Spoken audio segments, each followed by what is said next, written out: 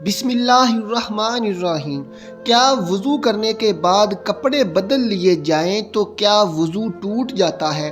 جانیے آج کی اس ویڈیو میں۔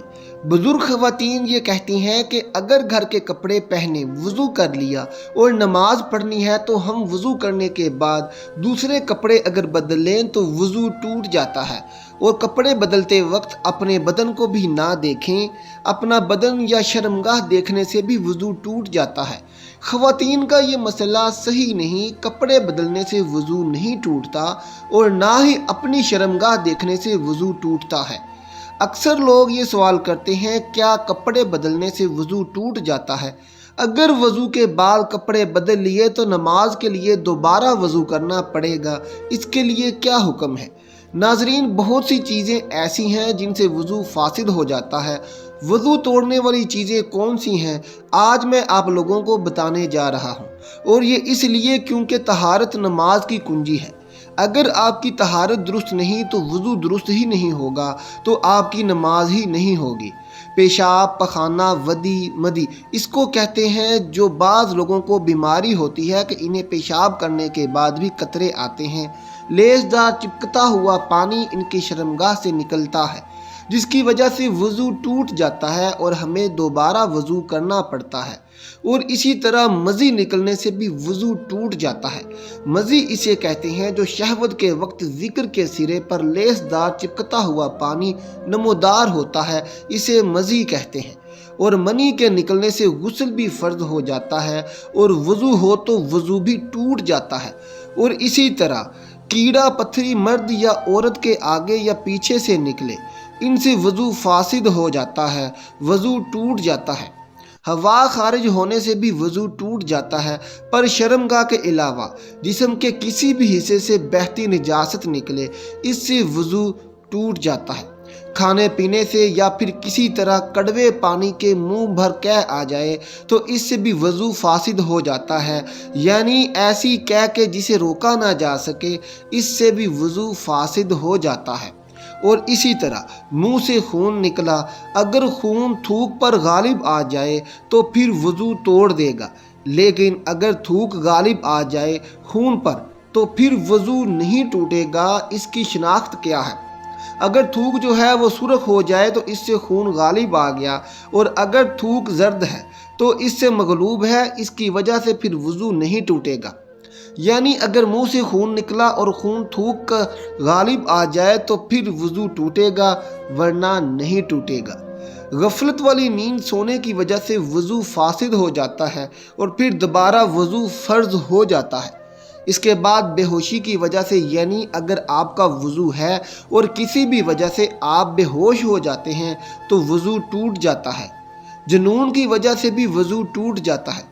جنون مطلب بہت زیادہ غصہ کرنا، کیونکہ غصہ حرام ہے اور شیطانی عمل بھی ہے، تو اس سے بھی وضو ٹوٹ جاتا ہے۔ نشہ کرنے سے بھی وضو ٹوٹ جاتا ہے، کیونکہ ظاہری بات ہے، ہر کوئی جانتا ہے کہ شراب نوشی اسلام میں حرام ہے۔ بالغ کا رکوع اور سجود والی نماز میں جاگنے کی حالت میں قہقہ لگانا، یعنی زور سے ہنسنا، قہقہ لگا کر ہنسنا، اس سے بھی وضو فاسد ہو جاتا ہے۔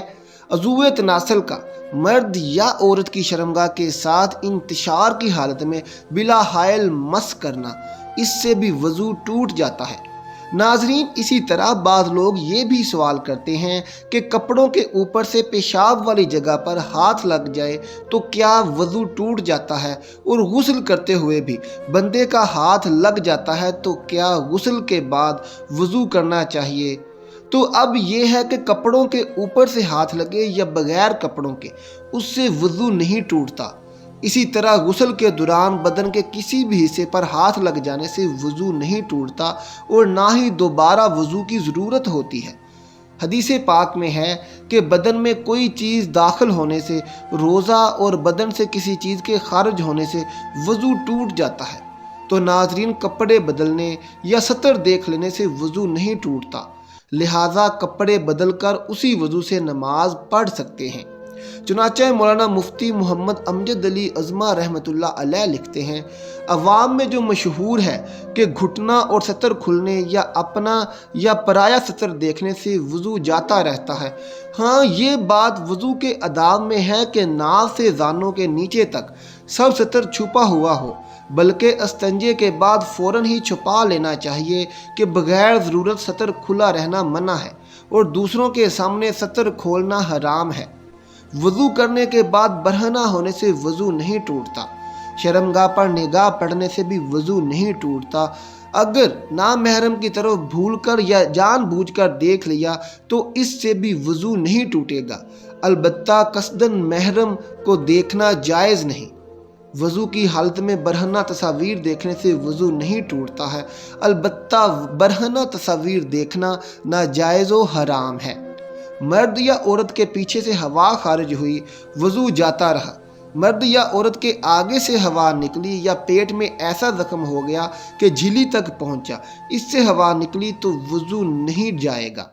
खून, पीप या जर्द पानी कहीं से निकलकर बहा और इसके बहने में ऐसी जगह पहुंचने की सलाहियत थी जिसका वज़ू या गुस्ल में धोना फ़र्ज है तो वज़ू जाता रहा। अगर सिर्फ चमका या उभरा और बहा नहीं, जैसे सुई की नोक या चाकू का किनारा लग जाता है और खून उभरा या चमक जाता है, या खिलाल किया या मसवाक की या उंगली से दांत मांजे या दांत से कोई चीज़ काटी, इस पर खून का असर पाया या नाक में उंगली डाली, इस पर खून की सुर्खी आ गई मगर खून बहने के काबिल ना था तो वज़ू नहीं टूटा। बलगम की कै वज़ू नहीं तोड़ती जितनी भी हो, बहते खून की कै वज़ू तोड़ देती है। जब थूक से मगलूब ना हो और जमा हुआ खून है तो वज़ू नहीं जाएगा जब तक मुंह भर ना हो। पानी पिया और मैदे में उतर गया, अब वही पानी साफ शफाफ कै में आया। अगर मुंह भर है तो वज़ू टूट गया और वो पानी नजिस है, और अगर सीना तक पहुंचा था कि अछू लगा और निकल आया तो ना वो पाक है और ना इससे वज़ू जाएगा। ऊँघने या बैठे बैठे झोंके लेने से वज़ू नहीं जाता। नमाज वगैरह के इंतज़ार में बाज़ मरतबा नींद का गलबा होता है और ये दफ़ा करना चाहता है तो बाज़ वक्त ऐसा गाफिल हो जाता है कि उस वक्त जो बातें हुई उनकी उसे बिल्कुल खबर नहीं, बल्कि 2-3 आवाज़ में आँख खुली और अपने ख्याल में ये समझता है कि सोया ना था। इसके ख्याल के इसका एतबार नहीं। अगर मोतबर शख्स कहे कि तू गाफिल था, पुकारा जवाब ना दिया, या बातें पूछी जाएं और वो ना बता सके तो इस पर वज़ू लाजिम है। अगर नमाज के अंदर सोते हैं या सजदा तिलावत में कहका लगाया तो वज़ू नहीं जाएगा, वो नमाज या सजदा फासिद है। और अगर इतनी आवाज़ से हंसा कि खुद इसने सुना पास वालों ने ना सुना तो वज़ू नहीं जाएगा, नमाज जाती रहेगी। अगर मुस्कुराया कि दांत निकले, आवाज़ बिल्कुल नहीं निकली तो इससे ना नमाज जाएगी ना वज़ू जाएगा। तो नाजरीन, ये ऐसी चीज़ें हैं जिनसे वज़ू फासिद हो जाता है, वज़ू टूट जाता है। मुझे उम्मीद है आपको मेरी बात समझ आ गई होगी। अल्लाह ताला हमें दीन की समझ नसीब फरमाए और दीन इस्लाम की बातों पर अमल करने की तौफीक अता फरमाए। आमीन सुम्मा आमीन। आखिर में नाजरीन, कमेंट बॉक्स में एक बार हज़रत मोहम्मद सल्लल्लाहु अलैहि वसल्लम ज़रूर टाइप कर दें।